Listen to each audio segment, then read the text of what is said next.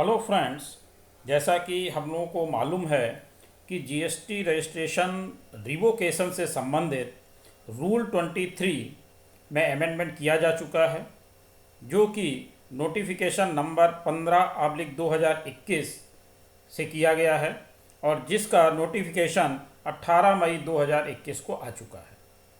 लेकिन उसमें हमें टाइम लिमिट जो 30 डेज़ थी उसको 90 डेज़ तक करने के लिए जो बताया गया है उसको हमें यूज़ कैसे करना है, हम वो 90 डेज़ का लाभ कैसे ले पाएंगे, क्योंकि अभी जो जीएसटी पोर्टल पर हमें जीएसटी REG 21 फाइल करना होता है, जो कि जीएसटी रजिस्ट्रेशन रिवोकेशन से संबंधित फॉर्म है, उसमें अभी फंक्शनलिटी डेवलप नहीं हुई है 90 डेज़ वाली।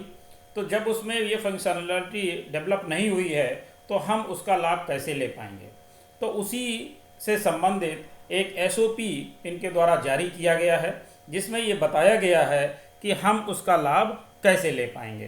तो आइए हम देखते हैं कि उस SOP में क्या दिया गया है और जीएसटी रजिस्ट्रेशन रिवोकेशन से संबंधित जो प्रक्रिया है उसको हम कैसे यूज़ कर पाएंगे। उससे पहले एक छोटी सी रिक्वेस्ट कि अगर आपने अभी तक हमारा चैनल सब्सक्राइब नहीं किया है तो कृपया सब्सक्राइब करें और बेल आइकन अवश्य प्रेस करें, जिससे हमारे अपलोड होने वाले वीडियो आपको जल्दी से जल्दी मिल सकें। तो आइए देखते हैं कि उस फंक्शनलिटी को कैसे हमें यूज़ करना है, उसके लिए SOP में क्या बताया गया है। तो ये है सर्कुलर नंबर 148/4/2021 GST। तो ये 18 मई को जो इन्होंने सर्कुलर जारी किया है, इसमें इससे संबंधित SOP में बताया गया है। Standard Operating Procedure SOP for implementation of the provision of extension of time limit to apply for revocation of cancellation of registration under Section 30 of the CGST Act 2017 and Rule 23 of the CGST Rule 2017. As you are aware, White Finance Act 2020 Section 30 of the Central Goods and Service Tax Act 2017. तो इसमें यहाँ पर जो चीज़ें आई थी उनको हम लोग देखते हैं कि पहले 30 डेज़ का जो पावर है वो किसको है, द एडिशनल और joint commissioner as the case में be for a period not exceeding 30 days. तो यहाँ पर एडिशनल और जॉइंट कमिश्नर को 30 दिन और बढ़ाने का पावर दिया गया है। नेक्स्ट में है be the commissioner for a further period not exceeding 30 days beyond the period specified in class A above. तो यहाँ पर कमिश्नर को भी 30 दिन का पावर दिया गया है, यानी 30 दिन पहले हमें मिल रहे थे, 30 दिन का पावर एडिशनल और जॉइंट कमिश्नर को है, इसके बाद 30 दिन का कमिश्नर को है, यानी टोटल 90 डेज हमको मिल सकते हैं। Consequently, changes have also been made in Rule 23 and Form GST REG 21 of the Central Goods and Service Tax 2017. Hereinafter referred to as the CGST rules, White Notification number 15/2021। जैसा कि मैंने आपको अभी बताया कि रूल में जो चेंज किया गया है उससे संबंधित नोटिफिकेशन 18 मई 2021 को आ चुका है। अब देखते हैं कि इन्होंने उसके बारे में क्या बताया। In order to ensure uniformity in the implementation of the provision of above rules across the field formation till the time an independent functionality for extension of time limit for applying in Form GST REG 21 is deployed on the GSTN portal.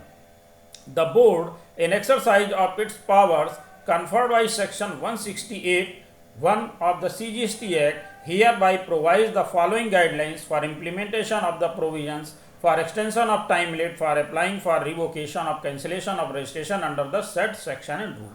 तो rule और section में amendment करते हुए, अपने power का प्रयोग करते हुए उन्होंने ये चेंज किया है कि कैसे हम, जब तक ये फंक्शनलिटी डेवलप नहीं होती है तब तक हम इसका प्रयोग कैसे कर सकते हैं। तो यहाँ पर इन्होंने दिया, as has been provided in section 30 of the CGST Act, any registered person whose registration is cancelled by the proper officer on his own motion।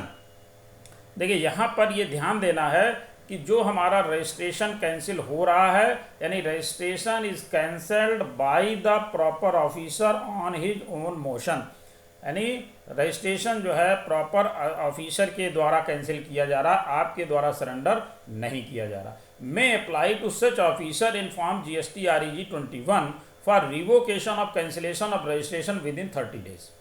तो आप अगर प्रॉपर ऑफिसर के द्वारा आपका जीएसटी रजिस्ट्रेशन कैंसिल किया गया है तो आप फॉर्म जीएसटी REG 21 30 डेज में अप्लाई कर सकते हैं from the date of service of the cancellation order, यानी कैंसिलेशन ऑर्डर प्राप्त होने के 30 दिन के अंदर। In case the registered person applies for revocation of cancellation beyond 30 days, अगर आप उस 30 दिन के बाद एप्लीकेशन देना चाहते हैं बट विद इन 90 डेज, यानी 30 दिन से 90 दिन के बीच में, from the date of service of cancellation order the following procedure specified for handling such case. तो 30 दिन के बाद और 90 दिन के अंदर अगर हम एप्लीकेशन देना चाहते हैं तो उसके लिए हमें एक प्रोसीजर दिया गया है जिसको फॉलो करना पड़ेगा। वो प्रोसीजर क्या है ये देखते हैं।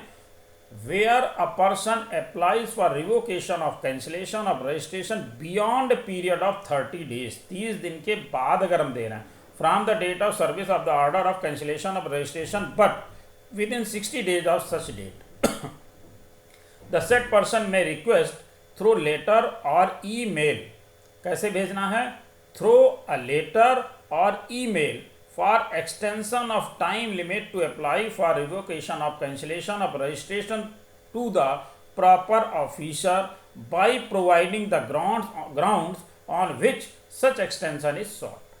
तो अब यहाँ पर आप देखिए, ध्यान से देख लीजिए कि अगर आप 30 दिन के बाद और 60 दिन के अंदर रजिस्ट्रेशन रिवोकेशन की एप्लीकेशन दे रहे हैं तो वो आपको कैसे देनी है, या तो लेटर के माध्यम से देनी है या ईमेल के माध्यम से देनी है। और ये किसको देनी है, प्रॉपर ऑफिसर को। प्रॉपर ऑफिसर मतलब कौन हुआ, जिसने आपका रजिस्ट्रेशन कैंसिल किया है, उस अधिकारी को आपको रिवोकेशन की एप्लीकेशन देनी है। The proper officer shall forward the request to the jurisdictional joint additional commissioner for decision on the request for extension of time limit. अब ये जो प्रॉपर ऑफिसर को आप एप्लीकेशन सबमिट करेंगे, एप्लीकेशन जो देंगे, वो क्या करेगा, अपने अपर अधिकारी यानी ज्वाइंट एडिशनल कमिश्नर को वो फॉरवर्ड करेगा। अब जब वो एप्लीकेशन जो प्रॉपर ऑफिसर को आपने दी है वो ज्वाइंट एडिशनल कमिश्नर को फॉरवर्ड करेगा, उसके बाद उस पर ज्वाइंट एडिशनल कमिश्नर क्या कार्रवाई करेगा वो देखते हैं। The joint additional commissioner on examination of the request filed for extension of time limit for revocation of cancellation of registration and on sufficient cause being shown and for reason to be recorded in writing, जो आपने application revocation की दी है उससे संबंधित वो sufficient काज और उसके reason record करेगा। May extend the time limit to apply for revocation of cancellation of registration in case the request is accepted, the extension of the time limit shall be communicated to the proper officer. अब अगर अधिकारी ने यानी joint additional commissioner ने आपकी application accept कर ली है तो वो प्रॉपर ऑफिसर को इसके बारे में कम्युनिकेट करेगा। However, in case the concerned joint additional commissioner is not satisfied with the grounds on which such extension is sought, an opportunity of personal hearing may be granted to the person before taking decision in the matter। अगर आपकी application accept हो गई तब तो proper officer को communicate कर दिया जाएगा। अब अगर आपकी एप्लीकेशन एक्सेप्ट नहीं हो रही है तो फिर वो आपको अपॉर्चुनिटी देगा, आपकी हियरिंग की एक अपॉर्चुनिटी आपको मिलेगी, आपको सुनने का एक मौका दिया जाएगा। In case of rejection of the request for the extension of time limit, the ground for such rejection may be communicated to the person concern through the proper officer. अब अगर आपकी एप्लीकेशन रिजेक्ट होती है तो भी आपको वो सूचना प्रॉपर ऑफिसर के माध्यम से ही मिलेगी।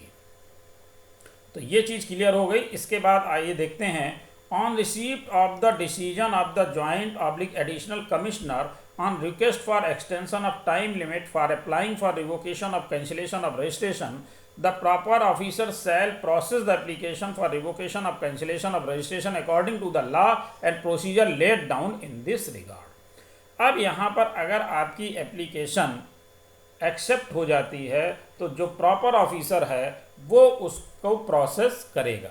कैसे प्रोसेस करेगा? Law and procedure laid down in this regard, इसके संबंधित जो दिए गए हैं क्या कहते हैं प्रोसीजर दिया गया है उसको फॉलो करते हुए आपकी एप्लीकेशन को ग्रांट करेगा।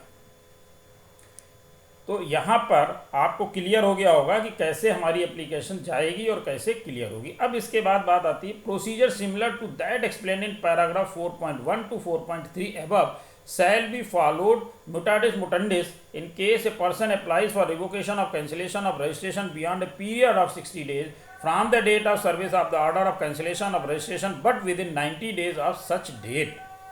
तो यहाँ पर अगर अब 60 डेज से 90 डेज के बीच के लिए अगर हम एप्लीकेशन दे रहे हैं तो वो हमें कमिश्नर को पावर है, लेकिन हमें आपको वो भी एप्लीकेशन सेम प्रोसीजर से प्रॉपर ऑफिसर को ही सबमिट करनी है, उसी को हमें या लेटर द्वारा या ईमेल के माध्यम से देना है, सेम प्रोसीजर है। The circular shall cause to have effect once the independent functionality for extension of time limit for applying in form GST REG 21 is deployed on the GSTN portal। अब यहाँ पर अगर GSTN पोर्टल पर ये form की functionality available हो जाती है, form GST REG 21 is deployed कर दिया जाता है, तो उस दिन से ये फॉर्म की बाध्यता खत्म हो जाएगी, ये प्रोसीजर वहीं से बंद हो जाएगा और आपका जो पोर्टल पर फॉर्म है वो एक्टिव माना जाएगा। तो मेरा ख्याल है आपको ये सारी चीज़ें क्लियर हो गई होंगी कि इसका हम लाभ कैसे उठा सकते हैं।